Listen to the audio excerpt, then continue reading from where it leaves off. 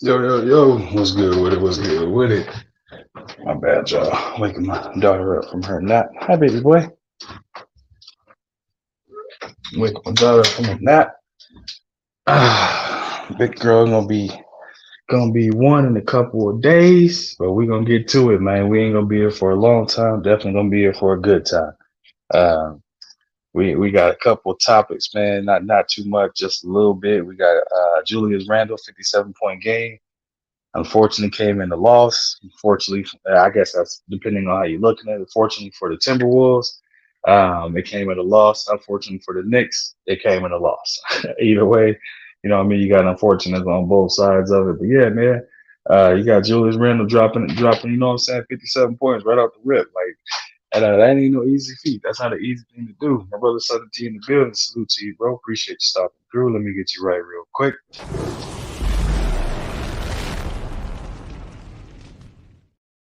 But yeah, man, that boy it definitely surprised me. That's for sure. I know Julius put up some 40-point games. I think he had a 50-point game in his career as well. But definitely surprised me. I wasn't expecting to flip on the tune. The next thing I see is he dropped 57.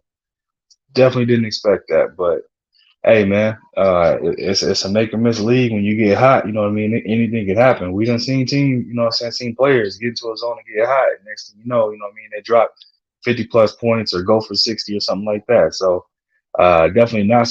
It surprised me, but I also can say again, watching the NBA and how I watch it, man, it ain't too surprising that you see it happen too. But shouts out to him again. Like I said, unfortunately came at a loss, but I bet he hoping to have that back so he can get that same effort into a winning effort. I know he shot like 8 or 12, like 8 or 12 from three, if I'm not mistaken. So he had again, man, a great shooting night. It just one of the things, man, wasn't they night. They lost 140 to 134. You know what I mean? That's a high scoring game. I can tell you that myself. Yeah, mama.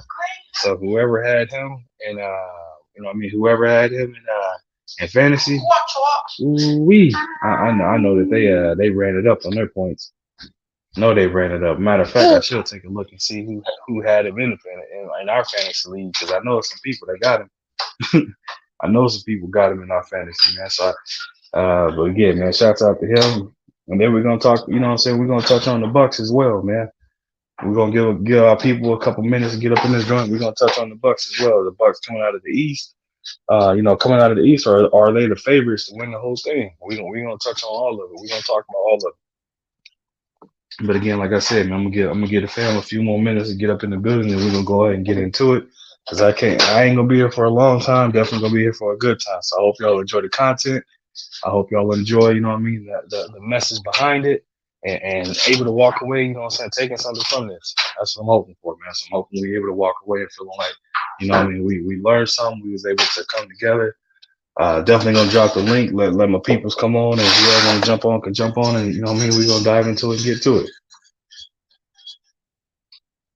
Let me go ahead and just switching up something real quick. My fault, people, my fault. And I'm a little avatar that disappeared on me and stuff. So let me switch something up real quick. Y'all bear with me 1 second.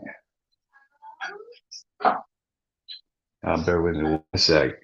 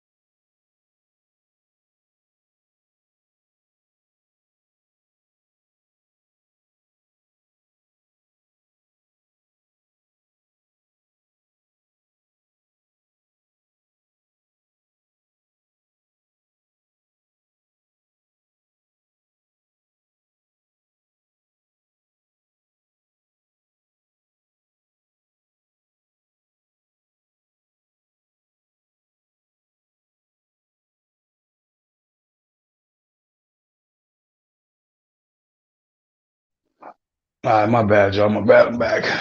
Hopefully, audio and everything else been cleared up. Make sure it's right on my end real quick. Double checking a few things. All right, all right, all right. We back and we back in full effect, man. We back in full effect.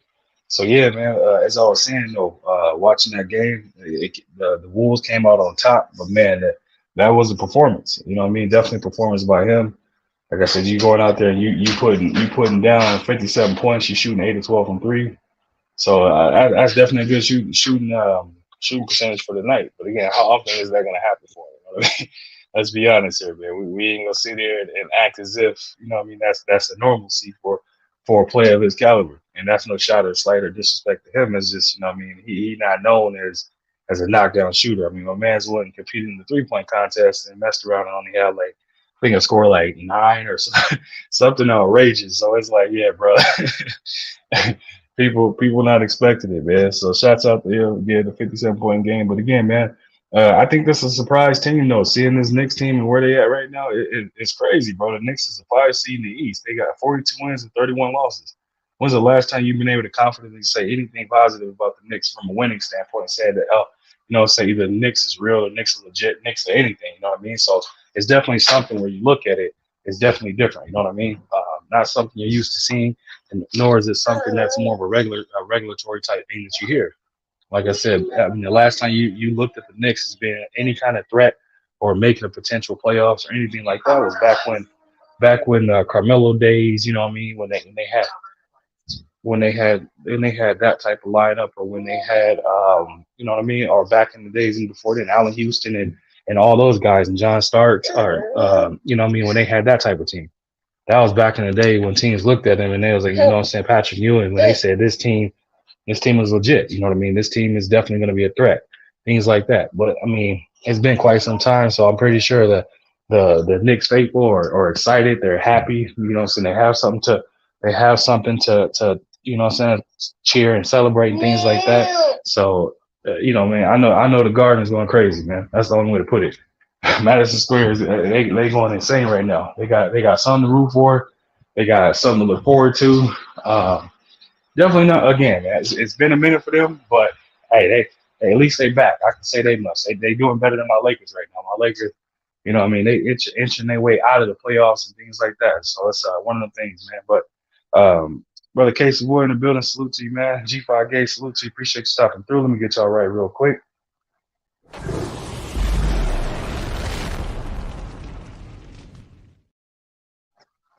Stop. My bad, yo. My daughter's sitting there holding her bottle and keep taking it out and spilling milk all over her and stuff. But yeah, man, like I was saying though, that game by that Julius Randle, that 57 points. Whoever got him in our fantasy, hey, I know they had a hell of a night for points, man. But it's gonna be far and few between. We see him get 57 and go 8 to 12 or 8 to 13 from three. I know that ain't something. That's definitely not something that's gonna happen on the regular. I know that. I know that for a fact. Again, no slight of disrespect to him. It's just the truth. Zoe, come on, man, stop. Okay, that's just the truth. This is the truth of things. But again, good performance came in the loss. Timberwolves came out on top, man. So it would have been nice if they'd have been able to kind of put it together and walk away with a dub with it. But like I was, and again, not bouncing back and forth between it. But the Knicks, I mean, they the 5th seed in the East. Definitely something that's extremely unexpected. But from a Knicks perspective, I think that they did have that type of expectation when they went and got Jalen Brunson and Hope saying, drink your milk, man. Stop doing that, okay? When they went and got Jalen Brunson, obviously they were grooming up RJ Barrett, and then again signing Julius Randle to the contract he got. You know what I mean? So I know that at one point they were shopping him around a little bit, seeing gauging the interest in the market, seeing who had an interest in him and whatnot. But you're not gonna get too many people that's gonna be willing to throw a bag like that or some big marquee names and players for Julius Randle. I mean, and again, that's no slight of disrespect to him. He's not that player. He's not that guy. If that makes sense. He's a decent or good player, but he's definitely not no franchise changing player. You know what I mean? He's not that. And again, that's no slight of disrespect to him. That's just me being honest about the fact that when I look at his game, he's not changing the lives of a franchise. He's not changing the lives of a team. You know what I mean? They don't view him in that light. So That's no slight of disrespect to him. It's just an honest assessment that I have of him. You know what I mean? So, Clay. All right, man. Y'all give me 1 second. I gotta move this kid real quick. Come on.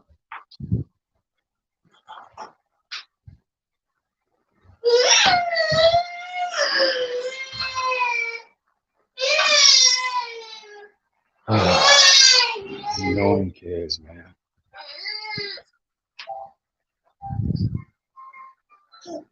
Come on, go eat your lunch. Come here.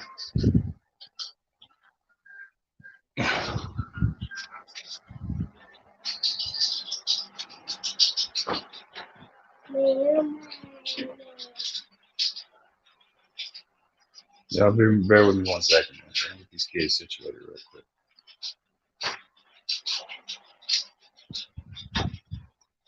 Give me 1 second.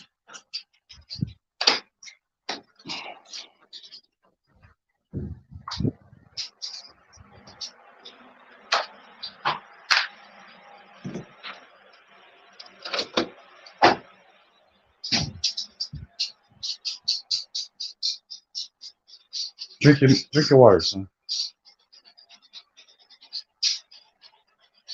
My bad, y'all. I mean, 1 second here. But yeah, anyways, as I was saying, though, back to this cook, man. So get my son to eat his lunch and then finish feeding my daughter her bottle, and she started going crazy and whining and stuff. But yeah, man, it's gonna be an interesting thing, very interesting. Can't wait to see how things shake out in the East. Again, you got some top seeded teams on that side, man, where it's like you look at these matchups. You got the 51-20 Milwaukee Bucks right behind the Bucks. You got the Celtics, and then right after them as a 3 seed. Actually, I know that. Let's see. I gotta jog my own memory, man. My kids have messed up my train of thought where I was at with it, man. 3 seed is the Sixers, 4 seed is the Cavs, and 5 seed is the Knicks. That's a top heavy East. You know what I mean? I'm very curious to see who's gonna truly come out of the East. But I would say this, man. Who do we have? Who are we leaning towards or favoring to come out of the East? I think everybody gonna have to rock with the Bucks on this one, man. I don't really see a team in the East outside of the Celtics, if they play it right and they do it right, that's able to really be able to focus and compete with this Bucks team night in and night out consistently. And I say that, and again, with respect and all that stuff that comes with it. It's just that Bucks team, man. They are well balanced, well rounded. Obviously, championship pedigree because they won a chip before. But it's like you look at this team and you gotta think like, who can really stop this team consistently like that? This team is built and predicated around defense. They have a lengthy team to be able to defensively match up with every and all teams. But on the flip side of that, man, they can score with the best of them. They got shooters out there too. Middleton still can do his thing. Drew Holiday, we've seen, can cook at the right time. Obviously, we know what Giannis is. We ain't got to say too much about Giannis. We know what he brings to the table. But then, you know what I mean? You got Lopez. You got Crowder that can fill in. You got Matthews that can knock down some shots. You got, you know what I mean, Grayson Allen. You got Portis. You got a lineup, bro. Like you have a lineup that they can compete at the highest level and match up with any and every team. Everybody's sleeping on the Joe Ingles pickup too. We all know the little savvy lefty vet, man, what he can do. Hey, that shot might be ugly. It might look like you're breaking down a shotgun to shoot it, but hey, that it goes in. You leave him open if you want to. He'll knock it down. That dude's a savvy veteran. You know what I mean?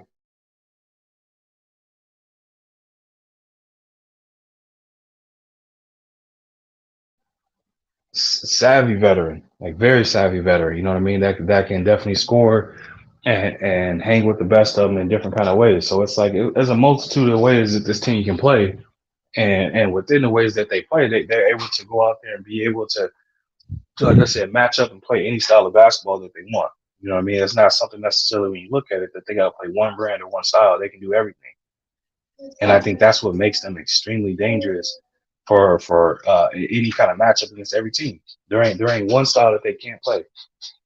Like I said, they can match up and play every style and brand of basketball, and they can match up with any and every team in the league. Small ball, normal ball, like big ball, it don't matter. They can do everything. And so with them being able to do everything, that's gonna put teams in a lot of predicaments for them to have to deal with that. And I can't wait to see it. I can't wait to see in the Eastern battles between them and the Celtics. I already know it's gonna be a battle with them. It's gonna be the Celtics, Bucks, Cavs if healthy, and then obviously I'm drawing a blank on their dang name, man. Cavs, Celtics, Bucks, and the 76ers. Cavs, Celtics, Bucks, and 76ers. It's gonna be one of the things, man, where whichever one of these teams is healthiest and hottest is gonna be the team that's gonna come out of the East. Like I said, the East is very top heavy, and it's very, very extremely hard to look at it and think like, which one of these teams gonna come out with it. Very hard. But again, my assessment on it, man, I think personally it's gonna be the Bucks again. I think the Bucks can come out of the East, and then you definitely when you look across the landscape of the game, you know what I mean, against all the teams in the NBA, man, like who really matches up with this Bucks team? Who can really knock this Bucks team off? That's gonna be a hard. It's gonna be a hard sell. It's gonna be a hard thing to figure out which one of these teams can really compete and rival with this Bucks team. Extremely tough, man. I expect the Bucks to make it to the finals, and I expect them to be the favorites in the finals, no matter who they match up against in the West. The only team I can say, quickly in the building, salute to you. Appreciate you stopping through. Let me get you right real quick.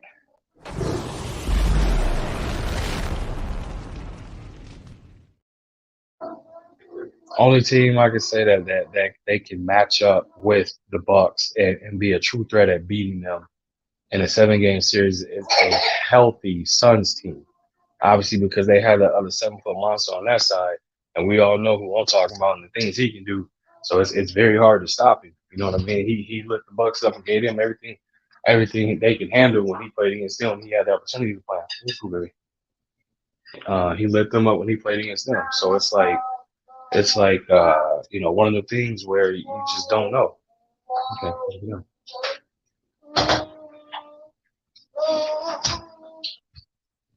Which one of the bags had his Apple? Was this one?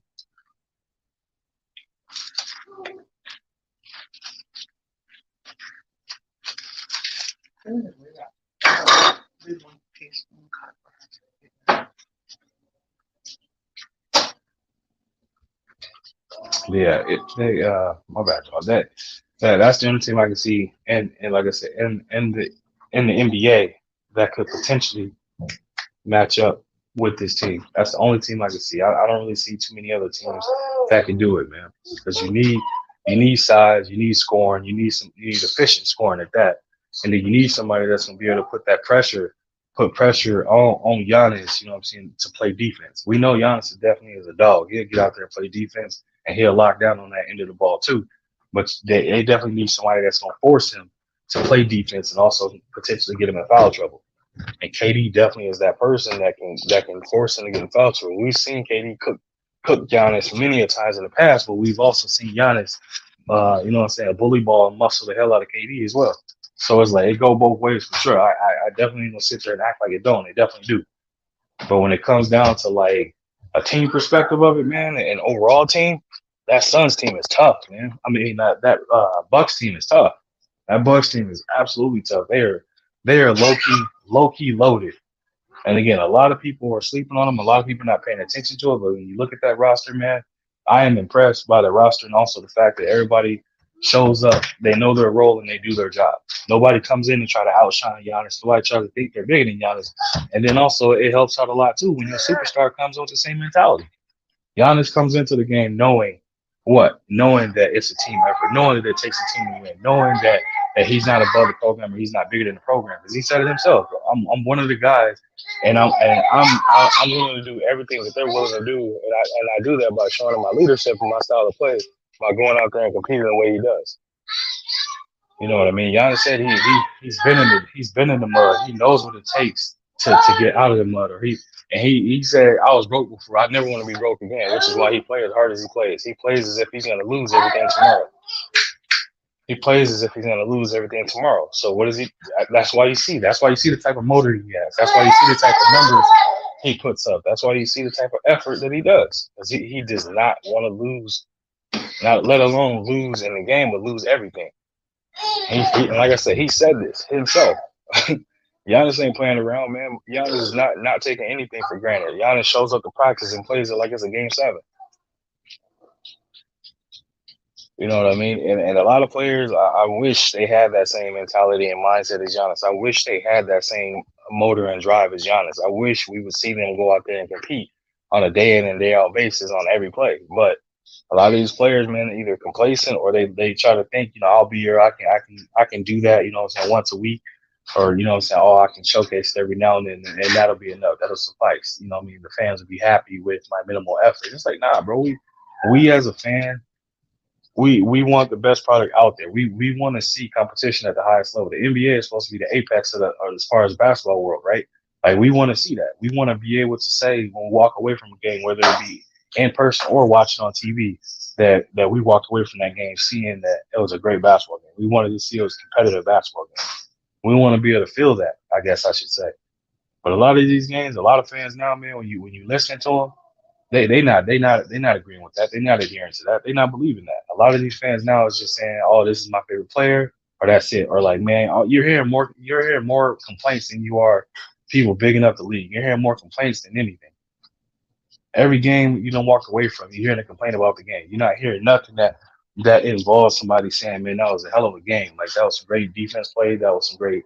You know what I'm saying, competitive basketball being played. You're not hearing none of that, bro. Like, and it's sad. It's very sad. Clay, stop, son? What are you doing? Stop. So you're not hearing any of that. You know what I mean? The only thing, like I said, you're hearing is consistently complaints, or people, you know what I'm saying, wanting to do this with the game.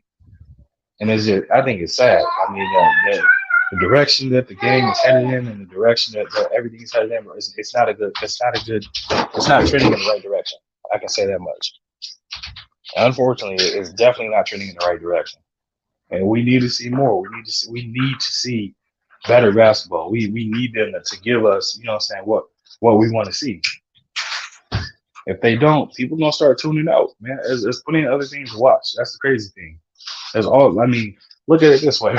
you got a slapping competition that's like making its way around social media and stuff. Like, come on now, anything and everything's being made up from a sports perspective at this point. And it's like, if the NBA keeps playing around, numbers is atrocious for the damn All-Star game. They keep playing around, and you're gonna lose a fan or fan segment, or you're gonna start losing. It's gonna be more than just people not watching the NBA All-Star game or All-Star weekend. People gonna stop watching that along with regular games as well. They're going to almost do it the same degree as how March Madness is. Yeah, there's a lot of teams or a lot of people that follows their alma maters, or they watch college games during the regular season. But when March Madness comes around, that's when you see the hype is real. You see all the advertising. You see all the people making brackets and all that kind of stuff. You don't see that during the regular season. Yeah, because there isn't no brackets, you know what I mean, during the regular season. So you don't see that stuff. You know what I mean? The only thing you see in the regular season is the matchups they have for that week or for that game. But you don't hear the same energy being kept during the regular season as you do March Madness. That's why they dub it March Madness, because it's madness. So what is the expectation, and what do you think is going to happen to the NBA? It's going to be almost the same thing. You're going to get zero numbers during the regular season, and then people are going to start doing what? They're going to just start showing up or watching when playoff time comes around. So what is that? How's that going to impact, you know what I mean, the viewership and sponsors with the TV deals that y'all have and all that kind of stuff?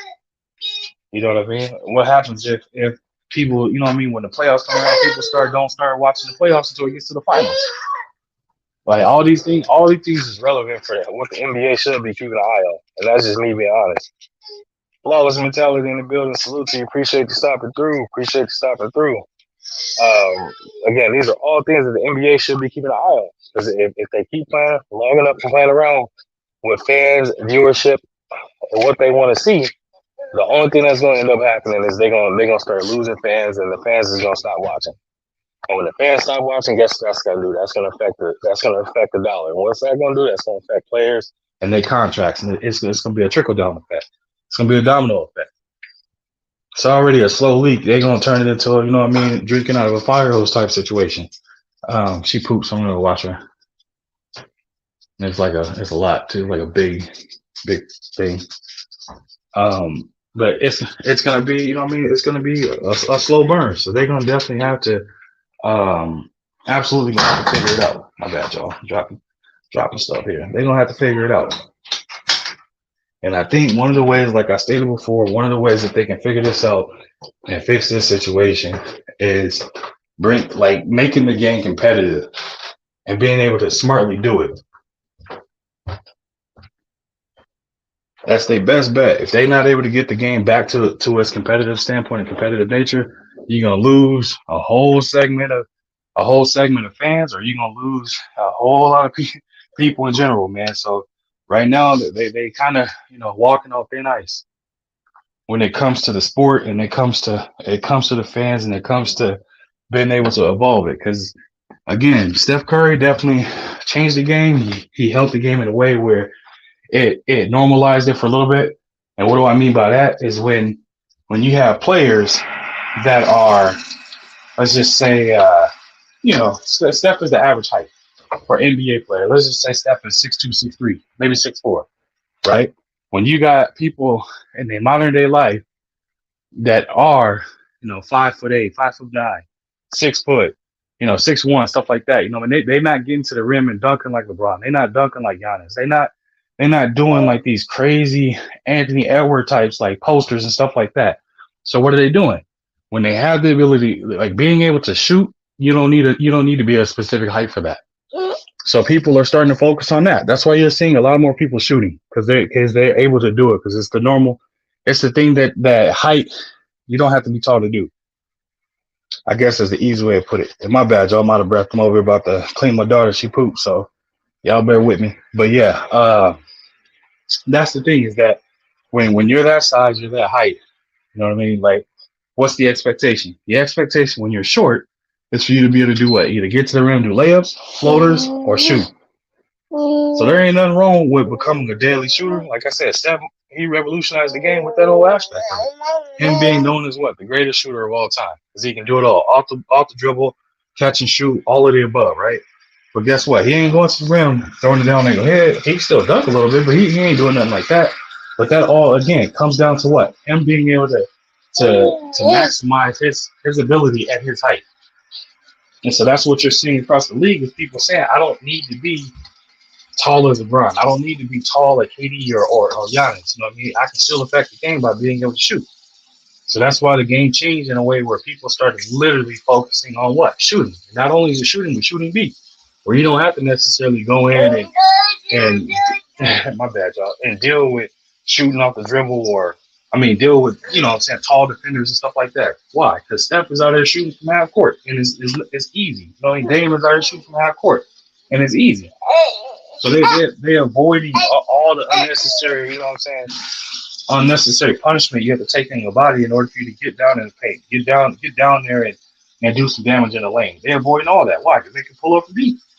So what are people doing? Like I said, that's what you're seeing all these young kids doing now, because they think that's the cool thing to do, which is shoot deep. Or the cool thing to do is just shoot in general like that.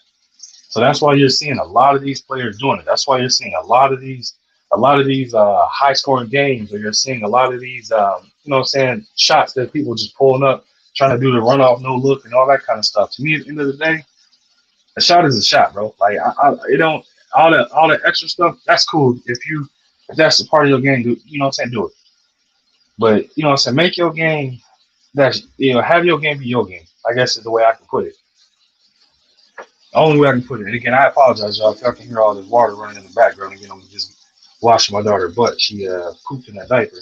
Been potty training this girl, and she missed the mark on this one, man. She this girl put sank the Titanic in her diaper when she did. So I'm just gonna clean her up. Yeah, I know, baby. I know. Don't be mad. Daddy's hurrying. I'm just washing my daughter up real quick, man. And I'm gonna definitely get back to this cook with y'all though. But yeah, man. Like I said, I see, and I pretty much am saying all of that to say this, that it's gonna take a team like that to beat this Bucks team, whether it be in the East or in the NBA Finals. Otherwise, Giannis is gonna get his second chip within 3 years. He's gonna get his second chip, and you know what I mean. The Bucks, if he gets his second chip, I mean, you're gonna have to start looking at the Bucks, and I wouldn't say talking dynasty because you need to win, a few in a row before you get to that point. But if they're able to win that and do it convincingly, bro, you're gonna have to mention them in that light. Why? Because they have a team that's built for everybody to do their job, everybody to maximize they, I wouldn't say potential, but maximize what they're able to do.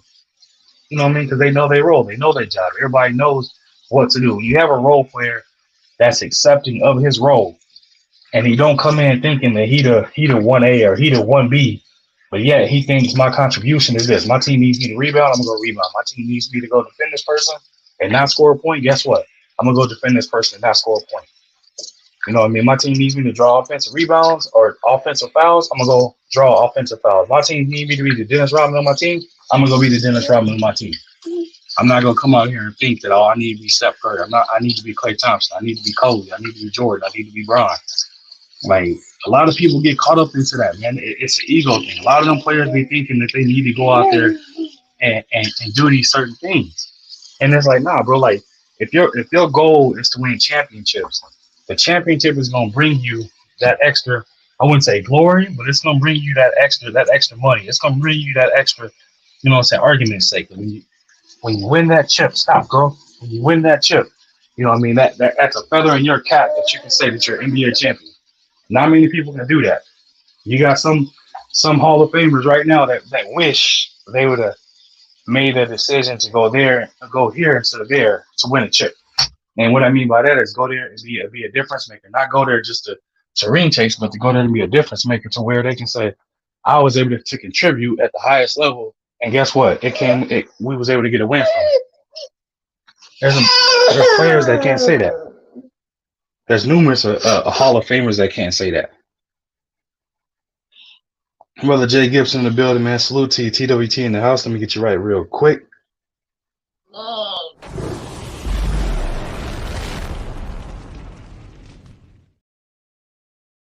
Again, y'all, I apologize. I'm over here washing my daughter butt and cooking with y'all at the same time, so bear with me on that. But yeah, man, like I was saying though, like there's a lot that goes with this, right? And some other people listening to this or catching the playback on this joint, they gonna be like, hold on, man, what is A1? A1 is he's speaking on it without speaking on it. It's like, yeah, bro, because a lot of these people don't understand is like when you look at these games, right? You watch it from depending if you don't play the game and what level you don't play it at, you watch it from a different type of lens. You know what I mean? You're able to watch it from a fan's lens, but you're also able to watch it from a understanding like how a person can contribute. And then you watch it from an understanding of like, okay, like this person, you analyzing the game while watching, I guess is the way I should just say it. Because a lot of these players, man, I be watching it, bro, and I just be like, I be flabbergasted. Like I talked about in my last live. Free throws, they call free throws for a reason. Ain't no reason you should be missing free throws. Ain't no reason any NBA player shouldn't be shooting better than 70%.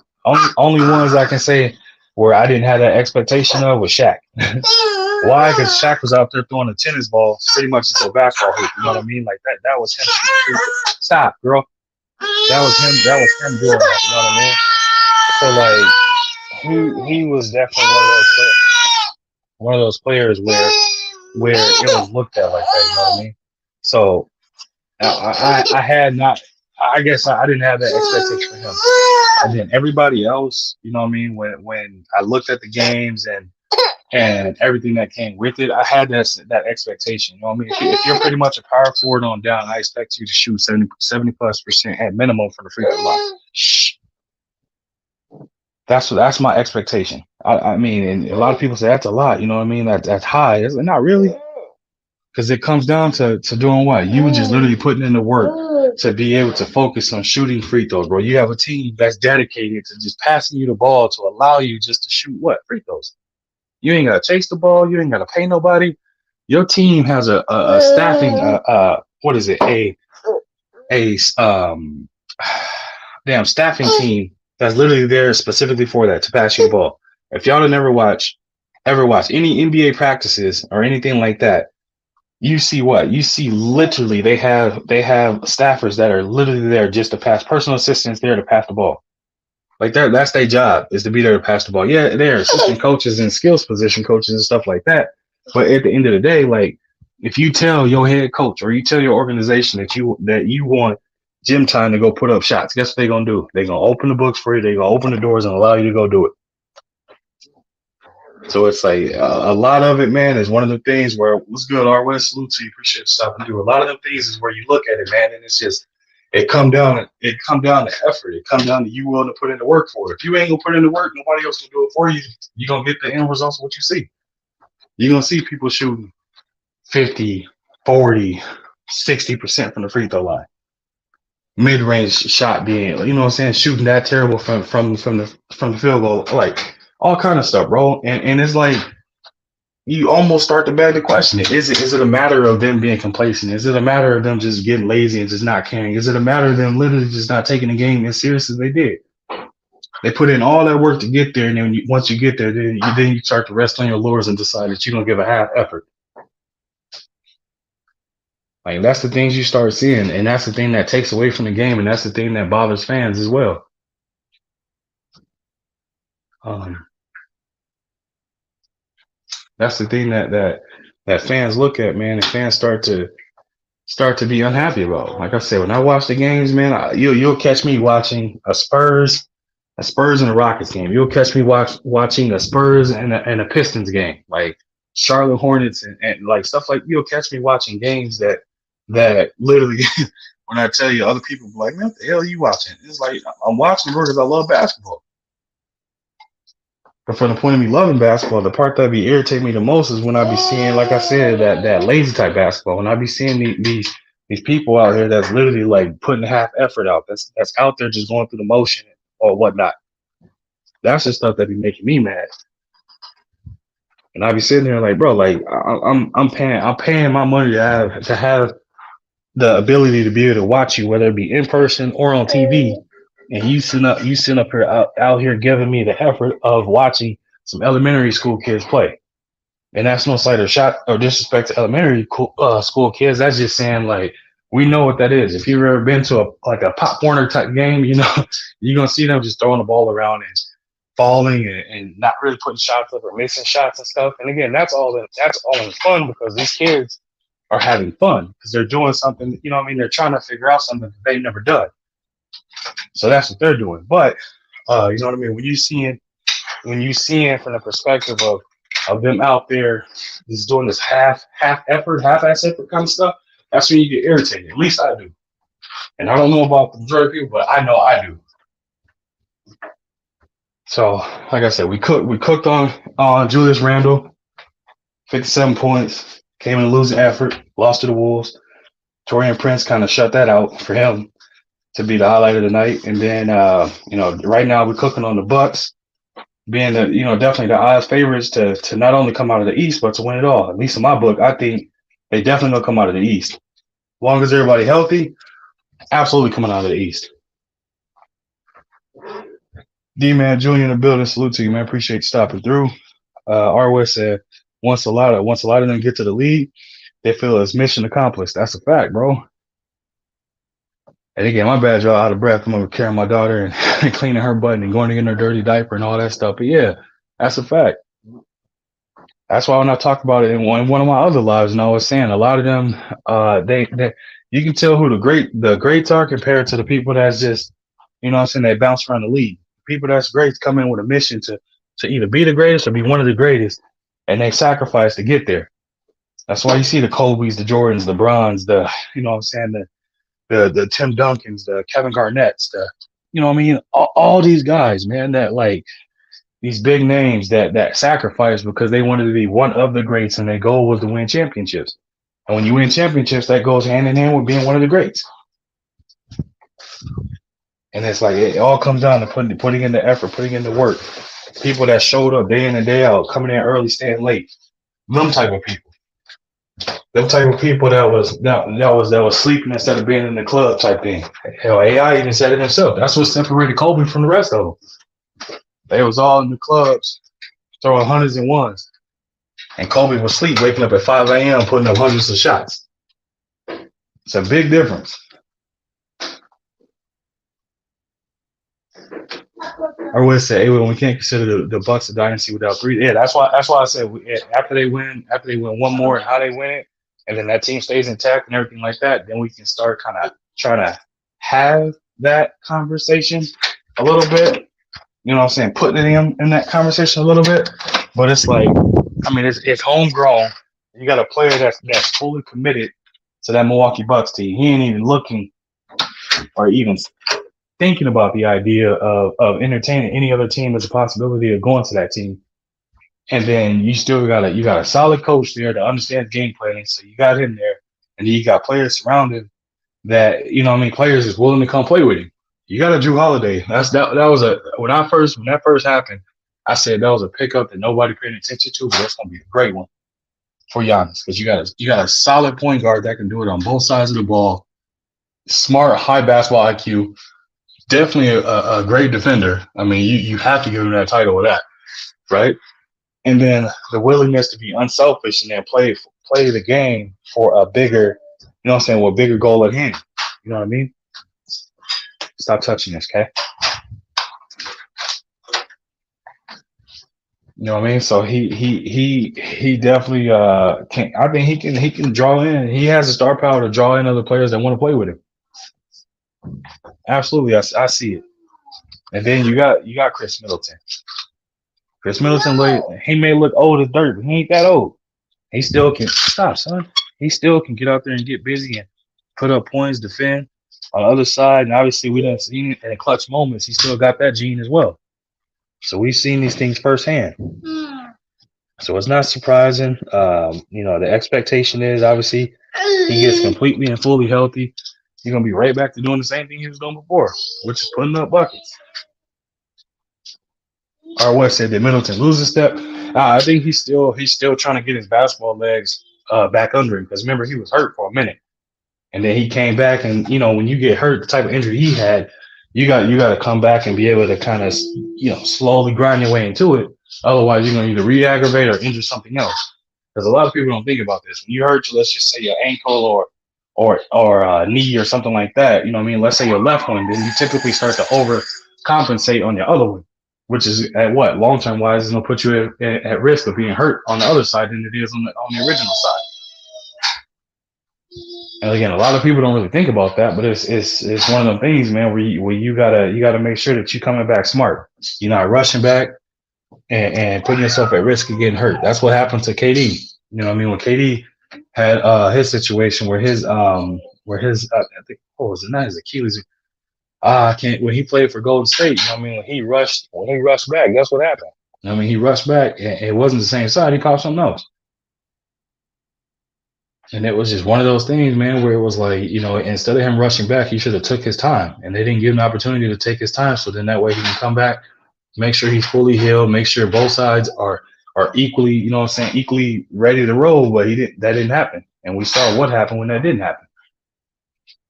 So I think Chris will be all right. He ain't never really had no quick first step anyway, or any kind of lightning speed. Chris Middleton, if you watch him, he's very fundamentally sound.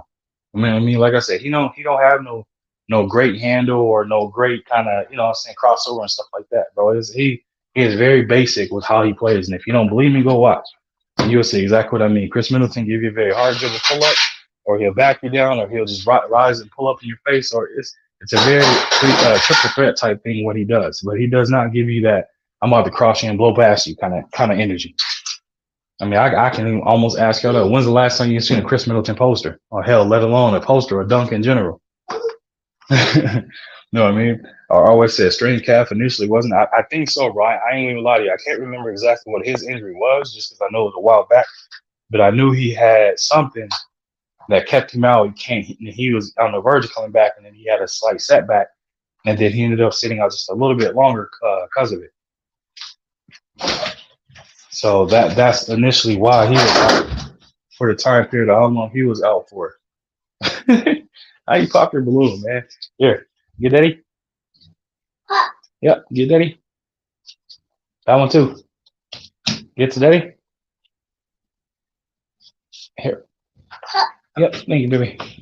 So we're popping balloons by accident, trying to run off. But yeah, man, like I said, it's one of the things, man, where you watching this team, and all signs point to what this team absolutely being obviously a favorite to come out of the East, but also the favorite to win it all. And if you ask anybody in Milwaukee, if I'm not mistaken, y'all can correct me with this. I think 7-8 is a Bucks fan as well. Go ask 7-8 what team he can see that's potentially can mess with this Bucks team. Watch what he gonna tell you. Now he may joke with you and say he biased. Don't listen to him. He may say something like that, but if 7-8 give you the real on it, he gonna be honest about it. He gonna tell you I don't think there's no team that can mess with him, and he gonna explain exactly why. Everybody don't think 7-8 knows basketball too. I didn't caught a couple of his videos when 7-8 talking about basketball. He knows basketball some too. But if you go ask him, like I said, 7-8 is a Bucks fan. If I'm not mistaken, he is. So if you go ask him, like, hey, be honest, what team do you think can get his Bucks team fixed? Or what team do you think that can come out of the East or in the NBA that can beat this Bucks team? Watch what he gonna tell you. And ask him to explain his reasoning for it. Watch what he'll tell you. You know what I mean? Just watch what he gonna tell you. He definitely gonna tell you. He gonna tell you something different than what you expecting. That's for sure. But hey, I got a little funny clip for y'all. Everybody that's in this joint right now, man. I want y'all to see something real quick, my man. what Kyrie Irving did to Dillon Brooks on this joint. Man. Watch this real quick. 108. The Grizzlies win the season series for the first time at 112-108. The Grizzlies win the season series for the first time. Let me know if y'all see it or if y'all already heard about it and stuff. Hey, let me know, man. Let me know if y'all saw what I saw or if y'all already had heard about it.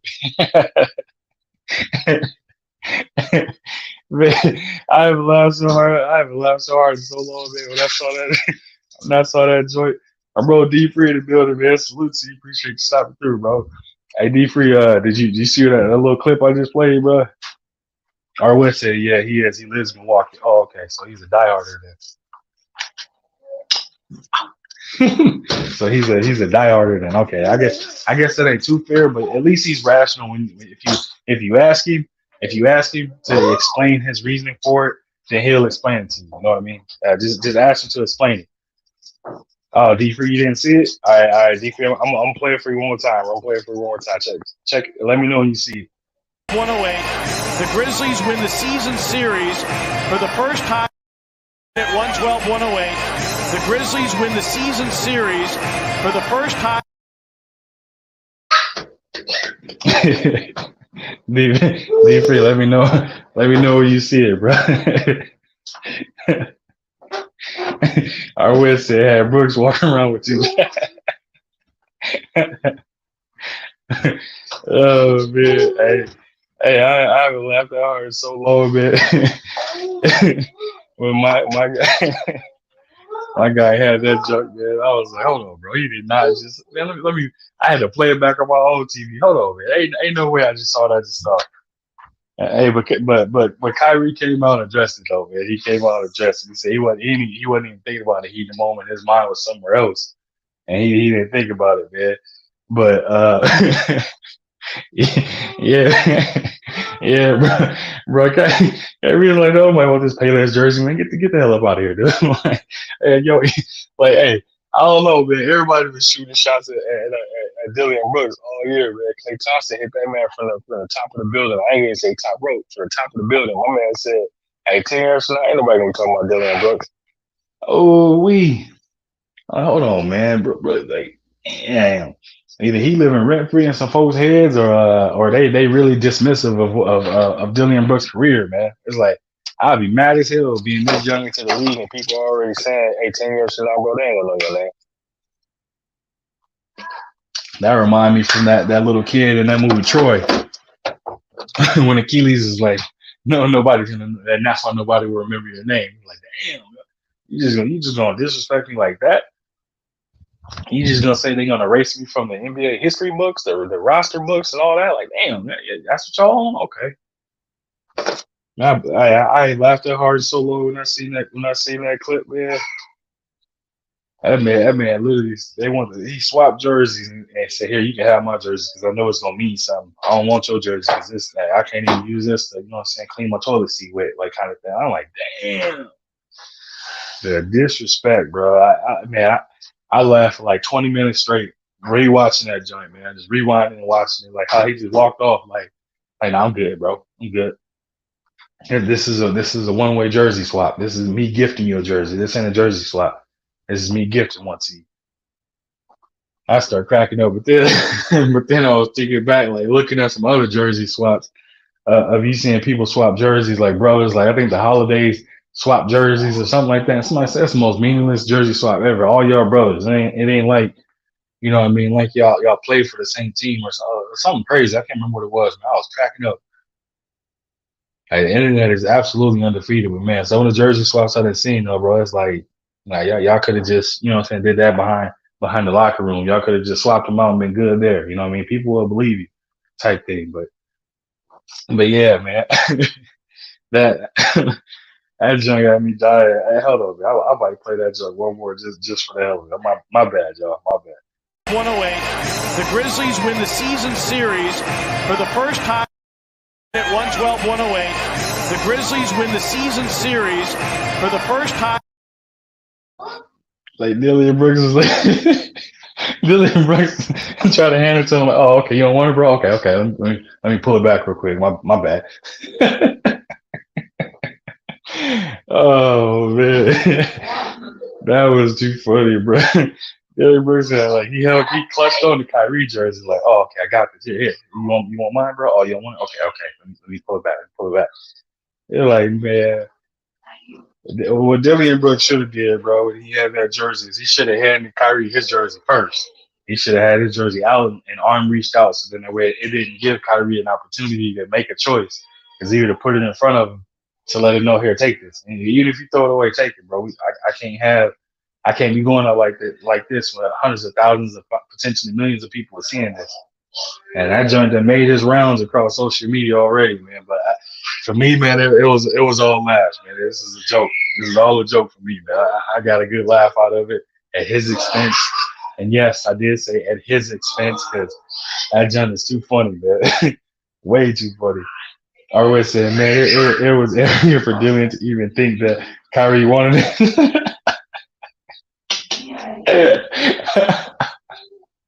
I'm telling you, bro. The look on his face, though, man. The look on his face is like, you know, bro has a look on his face. Like, oh, you don't want it? Okay. Like, oh, my bad. I didn't mean to offend you. You know what I mean? By you, by offering up my jersey. Like that's the look I got from him, bro. And I tell you, man, I haven't laughed that hard, so I was cracking up, man. I could not stop laughing. Like that was one of the funniest things that I had watched, man.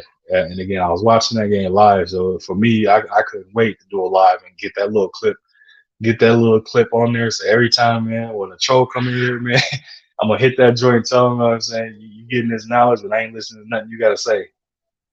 Just like my brother Just Do got that clip of Adrian Broner giving his Just Do. You know, everybody got a clip of something that's meant for something funny, man. So I'm gonna have to. I think this might be the one for me. I'm gonna find another one too that I'm gonna throw on there. I hope I don't get no damn copyright. That's what I should be checking. I don't know if I'm gonna get a copyright or a strike for playing that with the audio on it. I hope I don't. I hope my channel's small enough where they ain't gonna pay attention to it and ain't nobody gonna care. That's what I'm hoping. So I guess I'll find out after this live if they say copyright on it or something. But I'm hoping I don't, man. I ain't in a position to be having them happen right now. Hell, speaking of that, I know I'm roughly about $500 away from hitting my 4,000 watch hours, man. So hey, y'all be on the lookout for them silent lives. I'm typically running them joints at night though, man. And I, you know, probably whatever. They gonna see it. But I run them joints overnight, and then during the day, I've been trying to jump on and do a live or two during the day where I'm cooking up with y'all, man, and having a conversation and being able to entertain y'all, dropping some content, hopefully. Yeah. Oh, hopefully y'all enjoying. You might go put some aquaphor on that, man. It look like a cat scratched. Hoping again, y'all enjoying the content I'm dropping, man. I try to keep.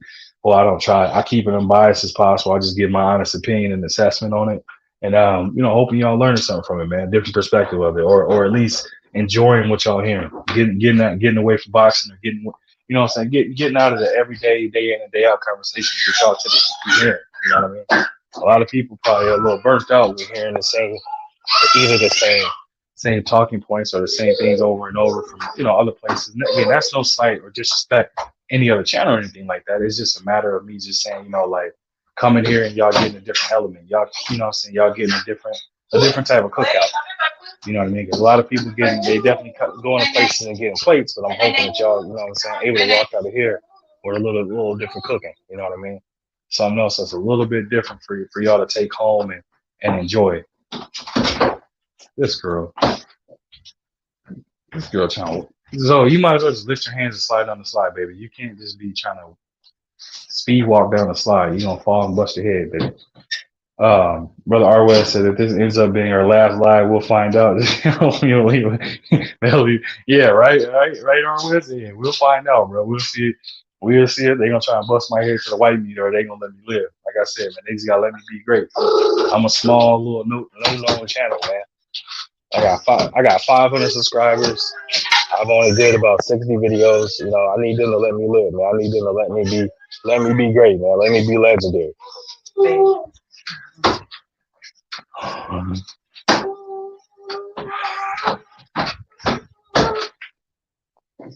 I need them to let me be legendary. Allow me to be great. Look. I need them to, what I'm saying, like I said. Say bye-bye, Louie. Bye-bye, baby. Good night. Bye-bye. Bye-bye. Bye-bye. Bye-bye. Time my little man to take a nap. But yeah, man, I'm hoping they definitely let me be great, man, and they enjoy it and they get a laugh out of it. I hope they don't take it to heart. And you know what I mean? I hope Dillian Brooks don't I hope Dillian Brooks don't find his way onto this thing thinking it's a slight or a shot at him, man. I mean, it kind of is, but it ain't. He need to blame Kyrie, don't blame me. blame Kyrie, don't blame A1, man. Tres Down TV3, salute to you, man. Appreciate you stopping through. Yeah, I need him to blame Kyrie and blame the league. Don't blame me. A1 didn't do nothing. Only thing A1 did was you know what I'm saying, just put some humor behind, you know what I'm saying, what everybody, the millions and the masses had already seen, was you trying to have a jersey swap with somebody and they just walk off in the middle of you trying to do it. So yeah, man. It's one of those things, bro. Like I said, man, I needed that laugh, man. I ain't laughed that hard in so long. And like I said, when I seen that joint, I was like, oh man, I gotta share this. Yeah. I was like, man, I gotta share this with y'all, man. Yes, mama. I couldn't believe it. I was absolutely in shock a little bit, to be honest with you, man, because it was unexpected, absolutely unexpected. Because I did not think that Kyrie was just gonna walk off on him like that. I thought he would at least take the jersey and then just kind of, let it be what it was gonna be. I didn't think he was gonna take the jersey and then sit up there, or give him his jersey and then just walk off on him. I didn't see that coming, man. So yeah, I got a good laugh out of that joint. What else y'all got to chat for me, man? Like I said, I ain't gonna be here for too long. I'm definitely gonna be here for a good time, not a long time. So what else y'all got for me, man? We cooked on everything. We cooked on Julius Randle dropping his 57 points, coming in a losing effort, 154, or what was it? 150, 144. He lost to the Wolves.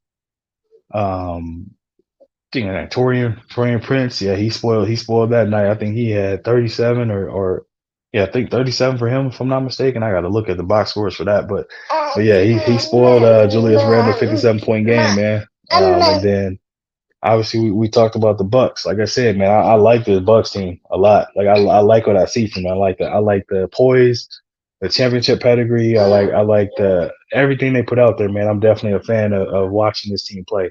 Whenever this team plays, I can watch it all day, man, because they go out there and they absolutely compete. They some dogs on both ends of the ball. They some dogs that getting after.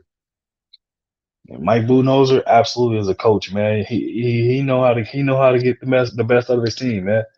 Up in the LD, salute to you, bro. Appreciate you stopping through this joint, man. Appreciate you stopping through. I'm not sure who else is live or anything like that. I know some other folks is live. Like I said, I ain't definitely gonna try to be in the way because I be listening to a lot of the other content creators, my TWT fam and things like that. Man, I'll be chiming in with everybody, making sure that I'm supporting. If I can't be there for a long time, I try to make my presence known. Hit the like button, throw a couple of my marathon flags in the chat, let you know I'm in the building. If I'm still there, I rock out in the comment section if I'm still there. So y'all already know I get down in the comment section. I be rocking out, man, roasting people or whatever the case may be, going back and forth on the content with the content creator, but it all being good fun and good support, man. It's never one of the things where, and malice or malicious intent or anything like that, man. It's always in good fun and support. You know what I mean? Always. R. West said, crazy the scouting report on Randle coming out of Kentucky and where he is now. Players need time and opportunity. That's a fact, bro. That's an absolute fact, R. West, because again, bro, Johnny Q, salute to you, bro. Appreciate you stopping through, man. Appreciate you stopping through. Like I said, bro, I for one absolutely did not consider Julius Randle being a shooter at all. When we saw that 3-point contest, I think he had like 8 or 9 or something like that. I could have came off the couch and did that myself. But again, I mean, it takes guts to be able to go out there and do that, putting yourself, I wouldn't say in harm's way, but putting yourself out there for the world to see in a competition where it's filled with shooters. You know what I mean? He's not necessarily known as a shooter, but he went out there and competed. He went there and did it. It's harder than people think. I can tell you that much. But again, you know what I mean? He went out there, he did it. You saw what happened, and the rest is history. Now, when he came to this game, though, if he would, he shot 8 or 12 or 8, it was 8 or 12 or 8 or 13 from the 3-point line against the Timberwolves. And again, they came to losing effort, but hey, he still went out there and dropped 57. We've seen a lot of 50 balls being dropped this season. There's a lot of players dropping 50 balls, a lot of players dropping 60 balls. Obviously, we done only had, this season, two 70-point games. Donovan Mitchell and obviously my man Dame dropped it as well. And hey, the season's not over yet, so we might see more. You never know. You got people dropping again 50s and 60 balls left and right, bro. It's not it's crazy just because. And again, obviously, in a lot of these efforts that you're seeing, these high scoring situations, the 3-point ball is absolutely one that's making it easier. A lot of these players are shooting either making 8 threes or 12 or 13 threes and stuff like that, man. And that's I mean, think about it, bro. If you hit 13 threes already, that's freaking 39 points by itself. The rest of it is free throws and just getting to the rim. You know what I mean? So it's like, the points go quick. Absolutely quick. Now, can y'all imagine when Wilt Chamberlain dropped 100 back in the day? All 2-pointers, obviously. All 2-pointers. He dropped 100 points. That man was living and feasting at the rim. Like, think about how many, like, in that, y'all can't tell me that's not insane to think of it that way, bro. Where you literally drop 100 points, but they all twos. All twos. Obviously, when Cole dropped his 81 on the Raptors, you know what I mean? You got to see what? You got to see a mixture of things. Cole was knocking him down from 3, but he was lighting him up from mid-range. He was getting to the rim. He was getting to the free throw line. He was doing it all. He was mixing up his attack. Absolutely mixing up his attack, man. So it's like the 3-ball absolutely helps you to get those points quicker. But again, I would have loved to see actual footage of Wilt dropping that 100 points, man. I would love to see footage of that. But then when you look at the competition, Wilt was playing against too, man. I mean, it was out there. It was like me playing against my kids. Depending on if it wasn't Bill Russell, bro, like, you know what I'm saying. Will was out there competing against, like I said, me playing against my own kids in basketball. Like, Will was out there. You know what I mean? He was he was teabagging everything. You know what I mean? And that's no slight of disrespect to him. Hell, it still take talent, and it still take, you know what I'm saying, to be in great shape to be able to put 100 points up in a game. If you think I'm lying, you go out there at any rec center by yourself and you put up enough shots to get 100 points, and you tell me how tired you are at the end of it. Now, imagine you running back and forth on defense, on the defensive end, getting rebounds and all, things like that. You do all that, and you see, like, I guess go put up 100 points by yourself in the gym, and then imagine you running back and forth on defense, getting rebounds and stuff like that, and you tell me which one was easier.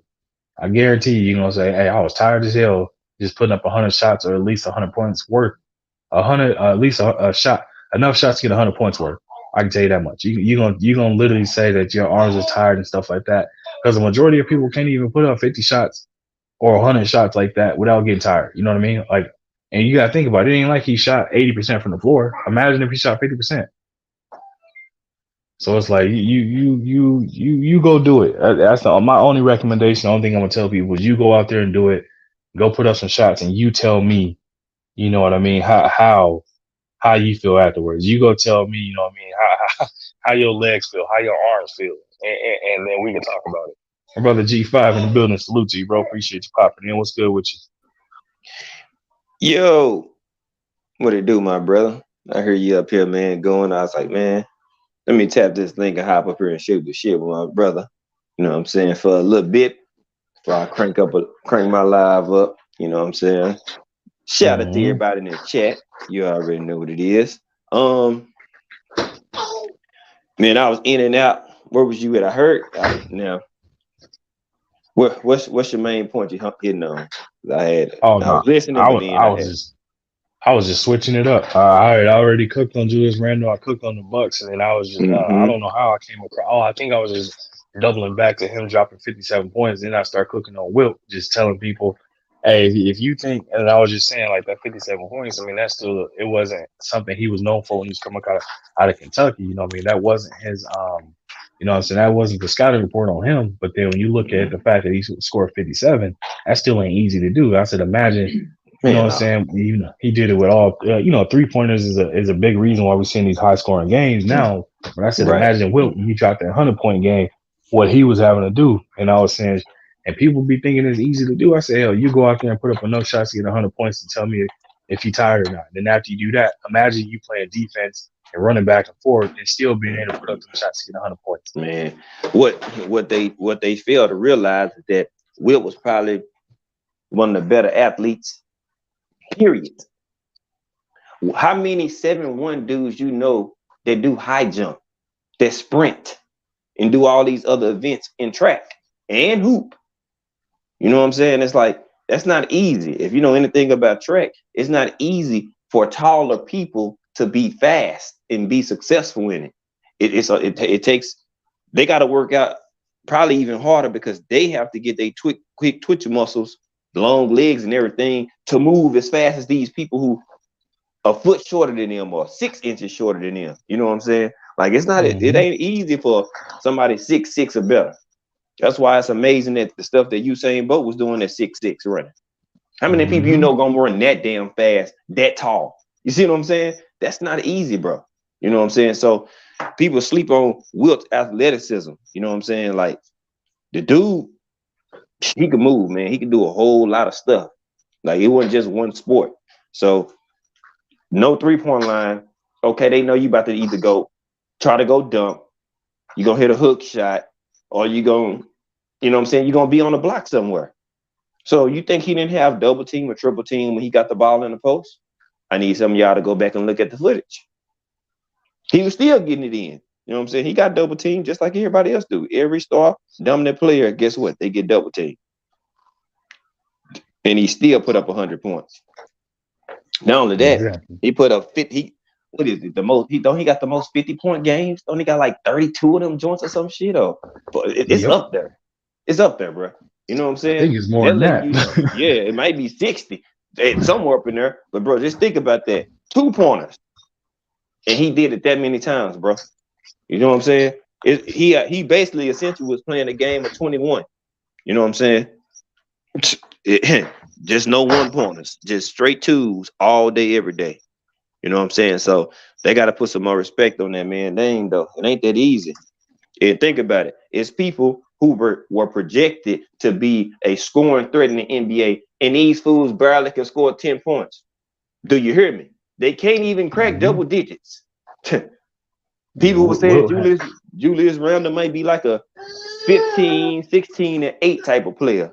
But he averaging what, 25, 24, something like that mm-hmm. right now. Yep. And it keep going up every season since he left the Lakers and shit. Come on, man.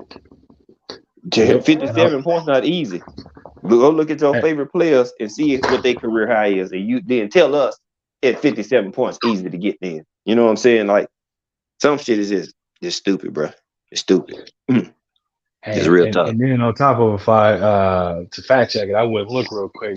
Will had 118 50-point games. Oh, he must have. I think it's 32 60-point games, something like that, 60 or Yeah. something like that. I know it's one of them. Jordan had 31, but yeah, Will had 118. He head, shoulder, he head, knees, and shoulders above everybody else when they come. Pull up the 60 point. I think it's 30 something, and that's shit. That's a lot.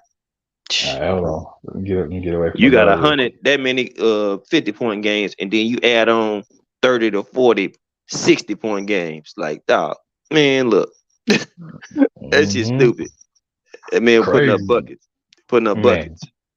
And he was putting Chuck up Taylor historical numbers. doing it in Chuck Taylor's too. He was doing it on and off the court. Oh yeah. He's filling it up. Yeah. If you want somebody that was filling the bucket up, yeah, he's filling up buckets, nigga, for real, real shit. That boy got a body. He got a body count that ain't gonna never be matched. Hey, boy, I'm trying to tell you, like if you want to talk about putting the ball in the hole, that nigga, he is the example of it. You look up ball in the hole, you'll see Wilt Chamberlain face, because that boy was dunking basketballs and dunking balls. You feel me? Like, so I mean, man, people can say what they want, but it ain't hard. It is not easy to put up points like that in the NBA. If you're a shooter, yeah, it makes it easier for you. Because you can get in a pick and roll, get a screen, get a double screen, and get open and shoot a shot. You know what I'm saying? How many times you think Wilt was getting screens to get open on the block? He didn't need a screen. You see what I'm saying? So I just look at it. You got to be more logical when they think about it. Like, it's hard for people to score in the NBA right now still. Not for everybody, but certain people still can't put up 20 points. And then we got the 3-point line. Make that make sense.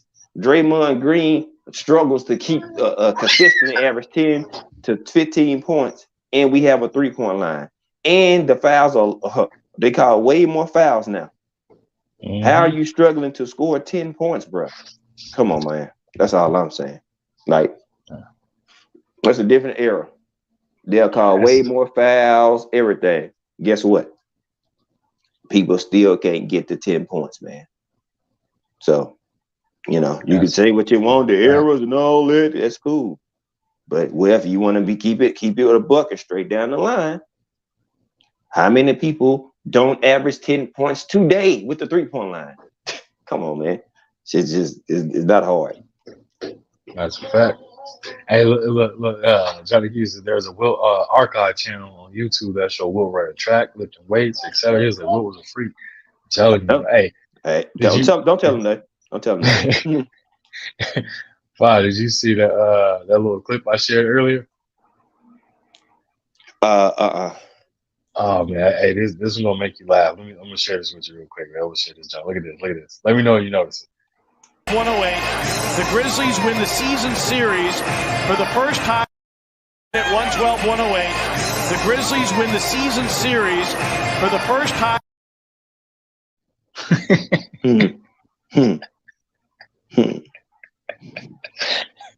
Oh, Dylan. Yeah, they did a jersey swap, bro. And Kyrie didn't take his jersey. He just walked off. Kyrie gave him his and walked off. Yeah, I'm like, what? He's like, well, you ain't there yet, bro. You ain't good enough for me to take that jersey. Kyrie said, "Hey, take this and go frame this, bro. Put this in the showcase room. You want my jersey? Nah, go throw that in the trash. I don't need that." No, he probably went back and was like, all right, I'll take that joint. He probably wiping his rims off with that joint. That's the thing is he never went back and took it. He told him after the game. He said he didn't see it until after the game. His mind was somewhere else. He wasn't even thinking about it. I was like, that's so dismissive. That's how you know you ain't made it as a player or something like that. Or people don't look at you like that, because it's like if you know when you're doing a jersey swap. You know what I mean? Because a person got their jersey off and it's in their hand, and they asking for your jersey. So you know when you're doing a jersey swap, my man literally sit up there and just let him gave him his jersey. I was like, oh man. And then you got Clay. Clay was telling him, Clay told him, he said, ain't nobody gonna be talking about you in 10 years. We're gonna be talking about doing this career in 10 years. You're gonna have to go do something and start averaging 20 for a few years straight and show that you could be a force. And ain't nobody saying that. You know what I'm saying? You're a good piece to have, but it stops there. You know what I'm saying? Mm-hmm. There's no superstar label that I see even coming your way. So it ain't being funny. It's just shit. It's keeping it a bucko. So Yeah, man. I couldn't stop. I watched that clip. I was watching that game live, man. I bust out laughing. Every time I see that clip, I just bust out like there's more reason coming to my head. Me making a reason why Kyrie didn't want it. I just be popping. And I was just laughing, bro. I'm like, yeah, I ain't got no sense. I gotta stop laughing at this. This ain't that funny. I was sitting there shit, cracking it up, is man. funny. Shit, man, whether we like it or not, Dylan Brooks is a millionaire. You feel me? So Mm-hmm. we ain't showing no pity, no sympathy for you because you're a millionaire. That nigga didn't want your jersey. It is what it is. That's on you. It ain't. We can laugh all we want. Shit. What he don't? You think Dylan Brooks care? Nope. Because guess what? He's still getting paid. Like, you know what I'm saying? People gotta. Who cares what a person think? And I wish more people in today's society thought like that. Who gives a damn what somebody think? Because a lot too many people, especially on YouTube, for example, or folks worried about what people think too much, bro. Rather than just keeping it a book, being yourself, and you know what I'm saying, doing what you want to do, or doing something how you feel. Well, I don't know if I do this, they might say this. Who cares? Why so many people fixate on what another person think or what they gonna say? Like my man, it's horrible, bro. Like low key is weak as hell. I ain't gonna lie to you.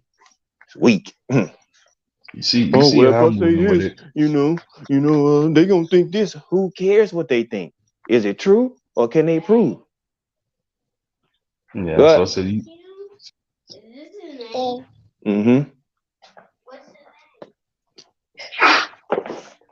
yeah, that's something we got people got to get past. Well, I'm not gonna say this. They're gonna think this way. Who? These people on YouTube, bruh. What they gonna do? Give you a whooping? Come on, man. like I said, you see how I move with it. I say whatever, whenever. I let Mm-hmm. some stuff slide because I Mm-hmm. don't be feeling like dealing with anything extra. But at the same time, I Mm-hmm. deal with whatever come my way. Mm-hmm. Tell folks, I don't care. People ain't got to give me all this kudos and all this extra. Who cares? I know what I'm about. I know what I stand on. They can't call me out and say I'm moving on no flakiness or like a sucker. So guess what? Who cares if you say, "Oh, I'm gonna give you credit" or "I'm gonna give you this"? It don't matter to me. If I was waiting and looking for everybody validation, nigga, I'd be in a hole somewhere. Real talk. Like I don't worry about things. I validate me. My people validate me. You know what I'm saying? There's is extra on the top. I'm my validation. Hell, these folks be thinking about. Oh, don't say that. Who don't say that? Who cares? As I always told, if the shoe fit, then you gonna wear it. If it fit, then hey, you gonna feel some type of way if somebody say something and they knock on your door, ringing your doorbell. So yeah, man, it's just don't worry about it. Wait till I go live. We gonna talk about some boxing, but whoa, yeah, we got stuff to talk about, man. Yeah, we got stuff to talk about. Oh yeah, I'll be there for it. Like I said, in the boxing things, I was having fun on a couple of channels, just talking boxing, going back and good. forth from boxing. Then I was having fun with my brother Dude on Dude channel, going at Keyshawn, trying to rile up Mrs. Dude. She just Mm-hmm. ignored me. Mrs. Dude, how you having it? Mm. You not gonna trick? You not gonna trick Yeah, me? maybe because I'm gonna say, shoot, what I'm gonna talk about today, that's part of it. Some people not gonna like what I say about Shakur. There y'all at now. I don't know if it's where people from, the climate, the area they in, but man, and people be moving and saying a whole bunch of unnecessary. It ain't. I like Shakur, but I think. I think for me, when it comes to boxing, bro, like I said, I be every now and then I find myself I'll tap out, and then I'll tap back in at some point because it be, you know, I'm hearing the same either talking points, hearing the same thing, or it's just I'm just not even interested in hearing Yeah, about yeah, boxing the in its same. entirety. The same perspective. People like they regurgitate the information. Okay, you can have the same topic, but do you have a different perspective that you gonna shine the light on? You know what I'm saying? That's what I'm looking for. Like some stuff I Yeah, just can't go tap into because people gonna say the same thing. I don't care if you're talking about the same topic. What do you have different to bring? Do you have uh a different ideology or a different rhetoric on it? Or what? It needs to be different. Don't need to be sounding like a carbon copy of somebody else. If it's hot topics, we expecting people to talk about hot topics. True. But do you have a different insight, a different mindset on it that people be like, damn, I didn't even think about that way? That's what I'm looking for. You see what I'm saying? That's me. I can't speak for everybody else, but that's what I look for. You know what I'm saying? What are you doing? You know what I'm saying? What can you tell me or show me something different that I may have missed? You know what I'm saying? Like, what, Carter? What? Not right now, Carter. Goodness. Yeah, so he over there telling. me, man. Like, Hey, my yeah, son too. I had He to started. go pick them up because Cole wasn't feeling good, man. So hmm you know what I'm saying? I would have been live. I would have had to just do shit different, man. Yeah. Nah, at least he talking to you, bro. Like I said, my son too. So he be telling me Mm-hmm. in the telling me in the misses. He tells us when he wants something, but it's so Mm-hmm. funny trying to figure it out. And then my daughter, Mm-hmm. she'll be 1 in 2 days. Her butt, man. We just gotta go off for signs of her just crying or her start doing certain things. Right now, this girl Mm-hmm. just treating me like a jungle gym. I don't know if you've been hearing her this whole time. She been over here just playing around on Oh, me, you know, I heard her. flipping it, Yeah, flipping I it was and in the stuff. chat. I was listening. I was talking Queef for a minute, and then I was like, I was here listening to it or whatever. I was like, I heard her. I heard her when I first came in this joint. I said, look at Yeah. her over there making all that noise. Yeah, we've been potty training her, man. So she pretty potty trained, but she pooped in her diaper, which is like she don't like being wet or any of that. So I was trying to wash her butt and everything while I was on the live, and she's sitting there getting mad because my hands was cold. Oh yeah, My hands was cold. she about to get mad, boy. she got she got real mad. I'm like, all right, yeah, you know, I turned the heater on and stuff. She was good, but man, my hands was cold. I touched it. Wait a minute. Hold on, Daddy. See what it is, baby. Wait a minute. What are you doing? Yeah, she was not feeling it, but she was hot, man. She got super mad. But yeah, brother, I'm gonna have to do me a boxing channel, a boxing day one day, just to play around Oh with it yeah. and see who pull up, and they gonna see a different perspective. They gonna be like, man, what the hell? Like, A1 is crazy, man. His take, I'm like, bro, my take is right down the middle, man. It's as a common sense as I can make it. Cause I ain't gonna sit there and argue nobody opinion. Cause you ain't gonna never, ever, ever move somebody off their opinion if it's their opinion. Like the Yeah. facts are the facts. You can't bend, mold, change, alter, colorize, lipstick, gloss up. You can't do Man. any of that with the facts, bro. It's like, but opinion, Yep. man, them opinions is like the wind. They can change however it go. Yeah. Yes, Carter. I don't know. But I be listening to certain people, man. I be cracking up though. My brother BF, hey BF be killing me, man. BF, I ain't never sat and just be laughing for no, like literally laughing like crazy when BF be having them trolls pop in or when BF be on somebody helmet. I can't remember the last time I've laughed that much. Yeah. It'd be funny, bro. Girl, don't bite my hand. What are you doing? You got teeth now. You can't bite me. Stop. I be laughing like your mother. My shit go. Because I know I think ETB live right now, and then I ain't getting no. See. No, I ain't even get no notification for him. So. Oh, okay. Well, he in Arizona. I think that's 3:00 my time. Cause I'm in Minnesota, so yeah, I think he. Wait, is Arizona? Part of Arizona is Central, and the other time is Mountain Time, right? I think. Yes, Carter. Bonton, I Gary, guess. Loud, salute to you. I don't know. Appreciate the Crave, snap I for three. guess. I don't know. Appreciate the But I snap don't for know who three. this is. Shout out to you. I don't know, But man. yeah, nah, that was my cook of the day, man. I was having fun with it, doing that, and then just trying Mm-hmm. to just cook on that What joint real up? quick. Cause I was like, man, it's going Mm-hmm. before it's all said and done, before the playoffs even start. Cause I know we probably down to like it got to be less Mm-hmm. than 10 games now, I think. But before the playoffs start, we're gonna see another 50-point game. Somebody gonna drop another 50 ball. Watch. I don't know who. Somebody gonna drop Oh another yeah. 50 piece. Before the playoff starts, hell yeah. Couple people gonna do it. Couple people gonna do it. I see Yeah, that. I see Dame yeah, we gonna giving us see. another 50. I see Lillard Yeah, giving another 50-point game. I can see yep. either maybe Luca or Kyrie doing it because they're gonna have to. One of them gonna have to put up 50, you know what I'm saying, to make sure they, solidify that they get, what I'm saying, in the playoff. Somebody gonna have to do something. And then you see, what is it? Mm-hmm. Hell, me and Casey Roy going at it. I had two people out yesterday, so I played six people and still put up 435 points. And he Mm. played eight, and he had four. I think he had 400. I was like, it's gonna be a tight game, bro. It's gonna be a Mm-hmm. tight one. Club, you can He go in gonna your granny room. he gonna have to bring it. You can go in your granny room. You can go in your granny room. And not to change the subject on this one, I ain't gonna lie to y'all. I was mad as hell that Uzman lost, man. Man, honestly, I ain't gonna lie, I kind of felt it coming, bro.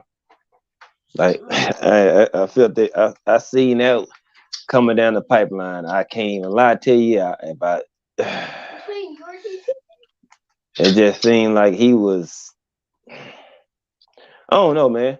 Sometimes these folks, man, that loss kind of be messing with them, bro. They be No, throwing them off bad.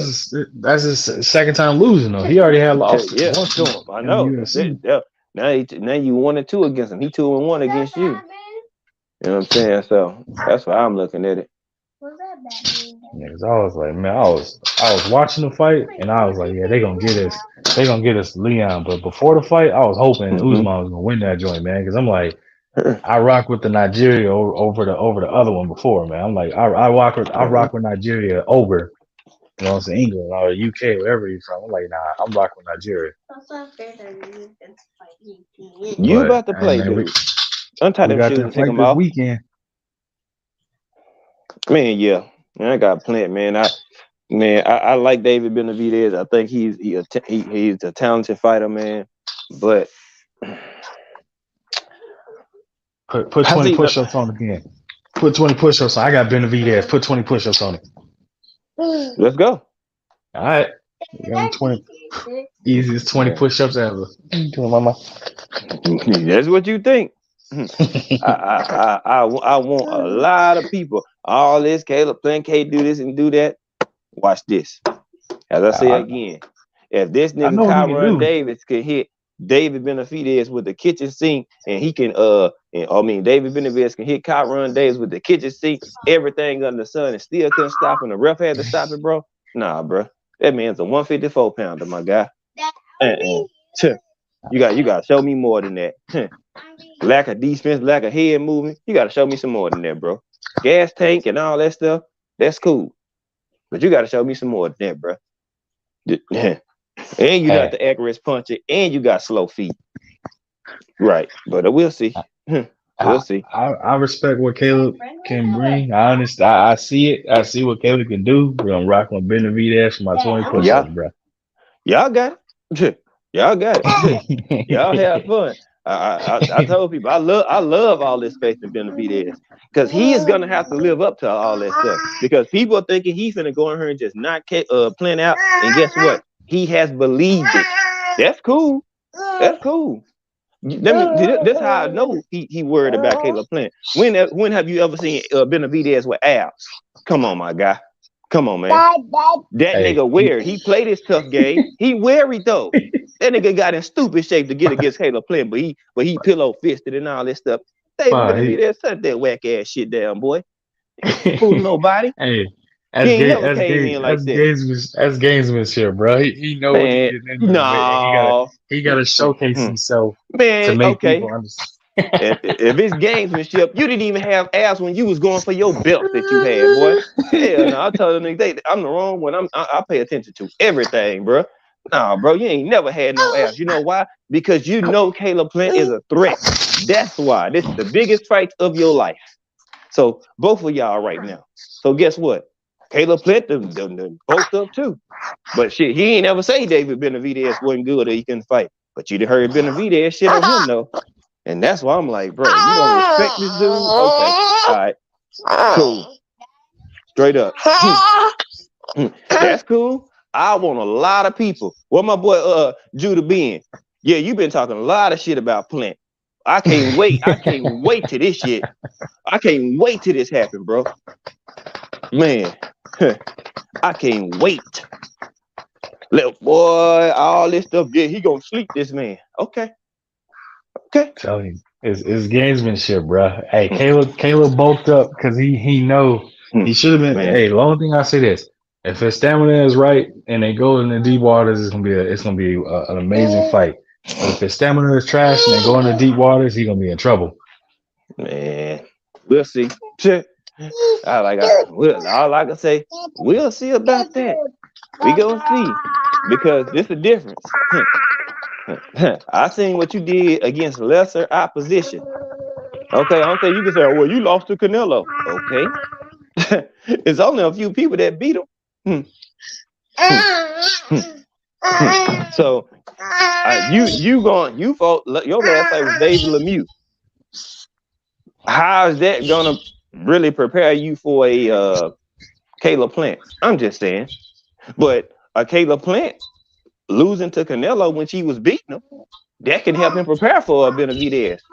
They got a similar style in some way, not fully, but they do in a sense. In some way, they do. So I'm like, we'll see. We're gonna see if Dave Benavidez can handle the big lights. We're gonna see. I think he can. But you and your daddy, he gotta back up a lot of shit that his daddy been talking, bro. His daddy didn't said a whole lot, bro. That's all I'm saying. You hope your dad didn't write a check that your ass can't cash. That's all I'm saying. Cause y'all been dissing him. He pussy. He this. He that. All right. Hold that. Don't get like Cam Bosos and get humble because he done boxed your socks off. Yeah, that's all I'm saying. That was Yeah. gamesmanship, bro. If y'all think that's gamesmanship, that shit weak. What they doing? Weak. That shit weak, bro. I don't care what nobody say. You can't. That shit weak, bro. That shit real weak. I ain't gonna lie. I lost respect for some of the stuff he been doing. Him and his team. Like, bro, that shit just weak, my nigga. When have you seen Dave Benavidez topping up trying to square up and fight somebody on stage? Nigga, you ain't never had that energy, bro. Stop it. All of a sudden now you ready to knock somebody out on stage. Nigga, you ain't even knocking them out in the ring KOing. Come on, bro. You gotta get the stoppage, but you ain't flatlining nobody.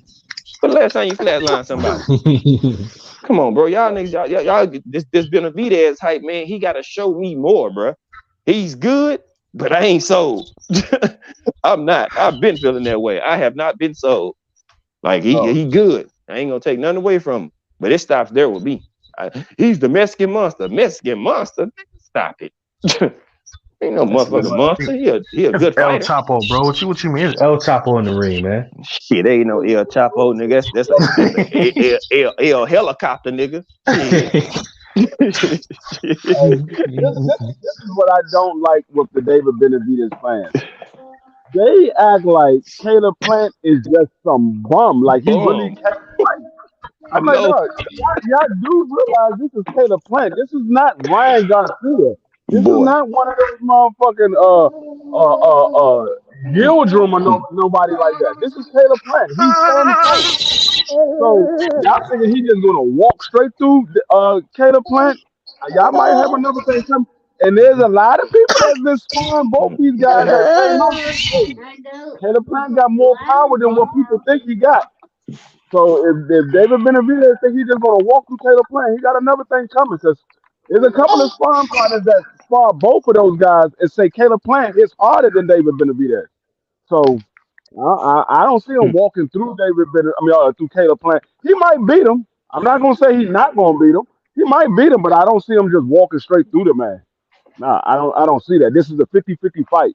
And Mm-hmm. all I keep hearing everybody that talk about David Benavidez is, oh, David Benavidez is gonna knock him out. He got too much power. He got fast hands. Nigga, y'all sound like y'all talking about Ryan Garcia. Y'all sound like y'all talking about Ryan Garcia. He got so much power. He got quick hands. That's what they say about Ryan Garcia. And how many people think that Ryan Garcia is gonna beat Tank Davis? Come on, y'all. Y'all gotta come on with better shit than that because when we look at Caleb Plant, the only flaws y'all give Caleb Plant is his gas tank might run out. He might run out of gas. They That's the gonna be only flaw pleasantly y'all give him. surprised. That's the They, only flaw y'all got. Y'all don't say he can't punch. Y'all don't say he can't box. Y'all don't say he ain't got feet. Y'all don't say he don't have head movement. Y'all say he might run out of gas. That's what y'all say. So what if he don't run out of gas? Then what? Then what? So wait, they gonna go you want to get answer, you is that a not rhetorical you. question? This is for the David Benavidez fans because I want to put a thought in their head is if Caleb Plant don't run out of gas, then what's going to happen? Because we know that Caleb Plant is going to outbox David Benavidez. We know this. David Benavidez can't box with Caleb Plant. Now he got an endurance where he just keep throwing a bunch of combinations, but that doesn't mean that those combinations going to last. I mean, it's going to land every time you throw a combination. All of them don't land. He might land one or two of those out of there, but David Benavidez, Caleb Plant is not going to be standing there just let you throw 15 uppercuts at one time. He's not going to stand there. He's going to move. Well, I say my thoughts.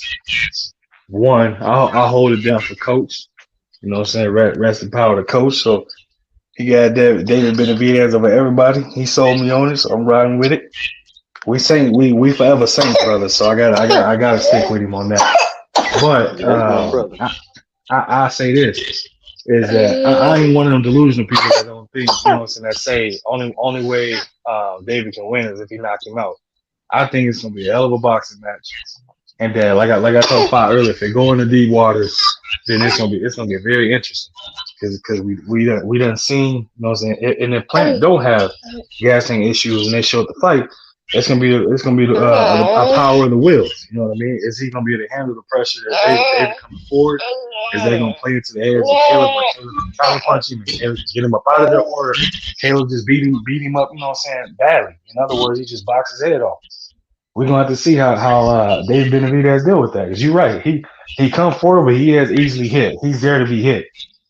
But my thing is like when he's there to be hit, you know what I mean? He's throwing something back. So it's gonna be the power of the chins. It's gonna be the power of the wheels of who can endure the most. Because there's gonna be some punishment being handed out, whether it's somebody being walked down or somebody getting their head boxed off. It's gonna be some punishment being handed out. You're gonna see some lumps, some bruises, some scars, some possible bleeding. You're gonna see all that. I honestly think you're gonna see somebody or both of them getting dropped. Yeah. Cause they coming for war. They not coming to play.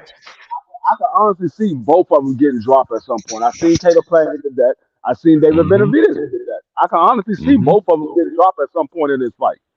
Now, Mm-hmm. like I said, I don't know who's going to win. It's literally a 50-50 fight. Either one of these guys can win. Shit, who knows? Caleb Plant might win by knockout. David Benavidez might come in there, and we know he don't have the best of defense, and he might get caught with a shot that he don't see, and it clean his motherfucking clock like it did motherfucking Darrell. It cleaned his clock. He didn't see that joint, and he was out cold with his eyes wide open. So, I mean, everybody just keep looking past the fact that this man Caleb Plant can box, and he does have power. So Mm-hmm. if you looking past the fact that this man can box and he does have power, you're gonna be in for a surprise. And he was putting pause on Canelo before you know what I'm saying, unnecessary movement, tank this gas tank. And we ain't gotta like everything Canelo do, but you listen to a lot of people that follow him, they tell you that nigga punch hard. He does. And Plant took a lot of him before he tanked out. He took a lot of him. I mean, Even though they was giving Canelo some of those rounds that Canelo did not win, Caleb Plant was beating the shit out of Canelo. Caleb Plant was beating Canelo. Hey, the first 6 rounds, Canelo didn't know what to do. Caleb Plant was boxing his head off. He was moving. He was catching Canelo with nice combinations, and just the body shots that Canelo was hitting Caleb Plant with I mean, ended up wearing him down. It ended up wearing him down. But I mean, like I I'll said, say. Go ahead, Fi. Or go ahead, GP. My bad. no, I was gonna say we don't know what kind of chin David Benavidez got because we seen him drop. We don't know if he could take one of those shots from Caleb Plant that he don't see coming. all right, We don't know I'm if he can switching take over, one. man. Y'all keep cooking, man. Shoot, my light and cranked up. I'm I'll finna be, switch I'll be on over over. there in a minute. Y'all go ahead, finish up, wrap up y'all topic, man. I had to come up here and bless the fam real quick, man. Go ahead, do what y'all got to do. But yeah, we about to get over here, man. Yeah, I'll be Yeah, over there in a minute. we'll be on in a minute. Yeah. For sure. I was just gonna say, D Free. I think when my disappointment and when I watched Caleb playing with Canelo is I was disappointed in the fact that I felt like some of the shots he was throwing, he didn't throw them with intent of like going for a knockout. He didn't throw them with intent of trying to truly hurt Canelo because I think he had it in his head a little bit where he was kind of, I wouldn't say nervous or weary, but he was very aware and cautious of thinking like what kind of power Canelo had. Like I think he kind of fed into the hype a little bit. That's what a lot of people fall into that hype when it comes to Canelo. They fall into the hype of being under those bright lights for the first time, and then you heard all of the stories about Canelo, the power that he got, the upper body movement. So Caleb Plant was doing a lot of unnecessary movement when he didn't have to. He could have just hit him with a combination and took a couple of steps back. He didn't have to move around the ring because Canelo don't have the best footwork. Well, he don't have no footwork, period. So Mm-hmm. he didn't have to do a lot of those movements that he was doing around the ring. He could have just took a step to the left, a step to the right, instead of just dancing around the ring. That took away from his endurance as well as getting his body shots. It just doubled up. You moving too much, and then you taking body shots. It just double up on you losing your endurance. So he could have fought that a lot different. I think if he beat David Benavidez and he fight Canelo a second time, I think he'll fight Canelo a different way, and I think he'll beat Canelo the second time. I think he'll beat Canelo the second time. Yeah, because there ain't too many people he's rematched that gave him a tough fight. We all know Triple G is old. He old, man. Ain't no way in hell Triple G gonna ever beat Canelo. That ship is long sailed. But I think with that, I don't think Canelo would rematch him again. To be honest with you, because I think that with Redman being there and the new game plan they would come in with and knowing like what he can do and having that confidence and being at a fight of that magnitude, I don't think he'll do it again. I think Canelo will still clear that. Yeah, I think he will too. I think he know that. Okay, it took me 11 rounds to get this man out of here. Now the second time around, I might not be able to get him out here, and I know, even though the judges was in my favor, I know that this man was outboxing me the first 6, 7 rounds. I know he was outboxing me, regardless of what the judges say. When you in that ring, you know you getting outboxed. You know when somebody putting paws on you because you the one taking those damn punches. So I don't think he'll rematch him. Fact. So yeah, I'm gonna go ahead. I'm gonna shut this joint down, hop over on 5, and go make my rounds and say what's up to the peoples. But yeah, man, I appreciate you coming on. I was planning on getting on the joint just cooking for a minute, but then it turned into. That's why I always put that and more into my titles now because I'm just like it might end up turning into a whole different conversation. So. Like we was talking about Will Chamberlain, you know what I'm saying, on the court and off the court records he didn't got and stuff. So it went everywhere, bro. Will Chamberlain was that dude back in the day. He was that dude. Mm-hmm. He definitely that man. dude. That was Black Jesus right there. Mm-hmm. But yeah, I'm real quick. Yeah, but no, I appreciate it, D-Free. I'm gonna shut this joint down. I appreciate everybody coming through, showing love and hanging out with me, man. And I'll be back with another one. Y'all be easy out there. You already know. All right, bro.